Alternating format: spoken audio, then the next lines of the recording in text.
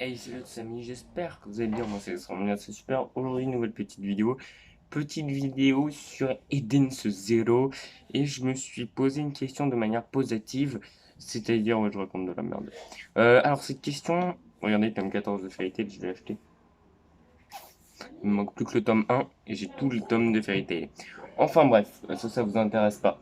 Alors, aujourd'hui, on va parler d'Eden Zero, de Ziggy. On va parler de Ziggy, qui est un personnage encore qui nous intrigue beaucoup. Il y a beaucoup de choses sur lui qu'on ne sait pas, qu'on ignore totalement. Mais, en même temps de ça, c'est un personnage qu'on connaît pas mal. C'est-à-dire, on sait que c'est le grand-père de Shiki, on connaît plutôt sa puissance.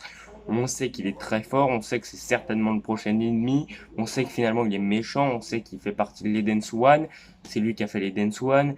On sait qu'il est avec Connor. Voilà, bref, on sait quand même pas mal de choses sur Ziggy, mais il y a beaucoup de parties de mystère également sur Ziggy. Et une de ces mystères, et moi, vous savez, je m'intéresse beaucoup à la puissance dans les mangas, alors je m'intéresse surtout au scénario et au développement de personnages, mais je m'intéresse beaucoup au combat et à la puissance, surtout dans des shonen, ça me paraît évident.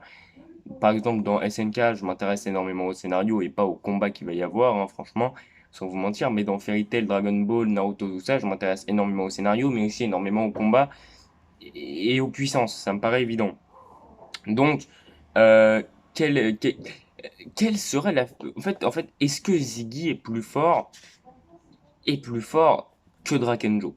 C'était une question que j'avais à me poser et je vais essayer de répondre à cette question. En fait, il y a trois chemins différents. Soit Ziggy, c'est le prochain ennemi, l'ennemi qui va arriver là direct. Et donc, dans ce cas-là, non, il y a deux chemins différents, pardon. Le premier chemin, non, il y en a trois. Je me perds dans ma construction de vidéo. Alors, le premier chemin, c'est que Ziggy, c'est le prochain ennemi qui va arriver. Et il est ultra fort, tu vois. Il est forcément plus fort que Draken, tu vois, si c'est le prochain ennemi. Parce que souvent, dans les shonen, à moins qu'il y ait un affaiblissement volontaire des personnages, ça je le dis souvent, c'est pour ça que quand on me dit Kid Buu est plus fort que Buan, parce que c'est l'ennemi après Buan, je dis non. Oui, en fait, les ennemis sont de plus en plus forts dans un shonen, sauf s'il y a un affaiblissement volontaire des personnages. C'est-à-dire, par exemple, on va dire qu'il y a une team entre Lucy, Wendy et Luxus, je sais pas, ils vont affronter Gérald, tu vois. Bah, et après, c'est, l'ennemi d'après, c'est Rufus, ok. Mais il n'y a pas Luxus. Et ça sert à rien de faire un ennemi plus fort parce que Luxus n'est pas là. Donc ça sert à rien de faire un ennemi plus fort que le précédent puisqu'il y a un affaiblissement volontaire des personnages. C'est qu'on enlève un personnage beaucoup trop cheaté. Ok. Donc là, imaginons que Ziggy soit le prochain ennemi. S'il n'y a pas d'affaiblissement volontaire des personnages, ça me paraît évident que Ziggy est plus fort que Draken. S'il y a un affaiblissement volontaire des personnages, alors Ziggy serait sûrement moins fort que Draken. Deuxième chemin, c'est qu'en fait, je vous rappelle que j'avais fait une vidéo qui parlait des étoiles sombres. J'avais dit c'est quoi la future puissance des étoiles sombres et j'avais dit qu'ils sont forcément plus forts que les étoiles brillantes, sinon il ne pourrait pas y avoir de combat intéressant et stylé. Donc j'avais dit que le plus faible des étoiles sombres était sûrement plus fort que Sister, donc à peu près du niveau d'Arsenal. J'avais dit que le plus fort, enfin ensuite un peu plus fort donc était plus fort que Armit, donc à peu près du niveau de Sylph. Ensuite j'avais continué en disant que l'autre, celui encore un peu plus fort, était plus fort que Omura, donc certainement du niveau de la Dame Écarlate. Et j'avais dit que le dernier était certainement plus fort que Witch, donc à peu près du niveau de Shiki à 100%, en overdrive à 100%. Donc, du coup, si la plus puissante des étoiles sombres est en overdrive à 100%, et bah, dans ce cas-là, les gars, ça me paraît juste évident que Ziggy est plus fort que Shiki en overdrive à 100%. Donc, certainement plus fort que Drakenjo. Donc là, à ce moment de la vidéo, on est sur deux chemins où Ziggy est plus fort que Draken et un chemin où Draken est plus fort que Ziggy. Il reste encore une explication. Les gars, Ziggy, en fait, on peut apparenter les arcs de Fairy Tail un petit peu avec. En fait, on peut comparer les arcs de Fairy Tail avec les arcs de Eden Zero. Le premier petit arc de Eden Zero, c'est l'arc Sibyl qu'on peut comparer au tout petit arc de Fairy Tail. Deuxième, enfin, non, en fait, ouais, deuxième, c'est l'arc Rogue House, qui est quand même le premier grand arc de Eden Zero qu'on peut comparer à l'arc, pour moi, Eligoal. L'arc Digitalis, on peut le comparer à l'arc de l'île bizarre, là, Galuna.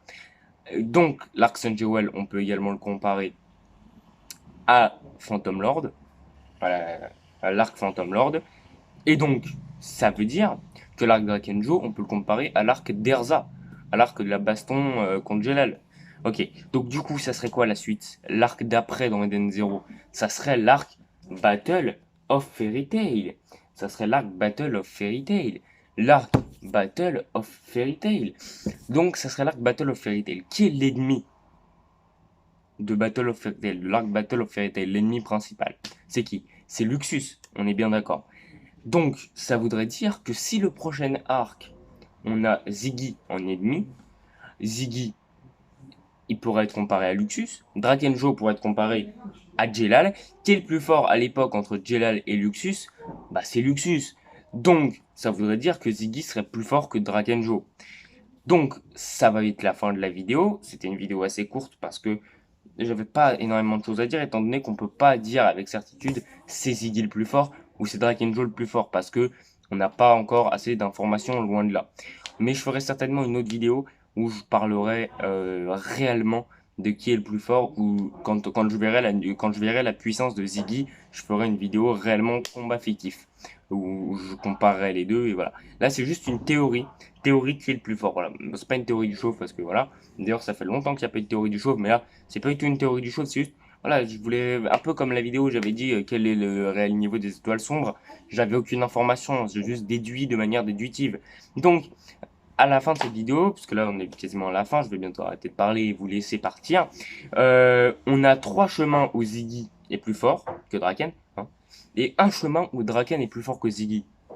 Vous avez vu, j'ai donné quasiment la totalité des arguments. Si vous en avez, n'hésitez pas à les mettre en commentaire.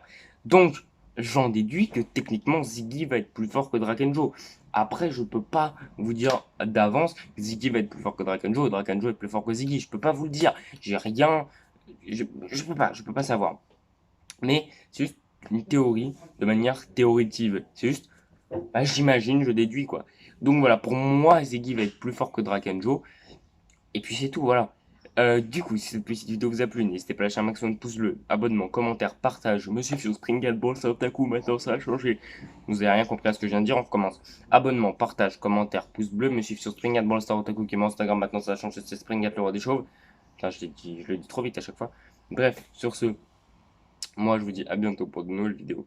Bye et à plus.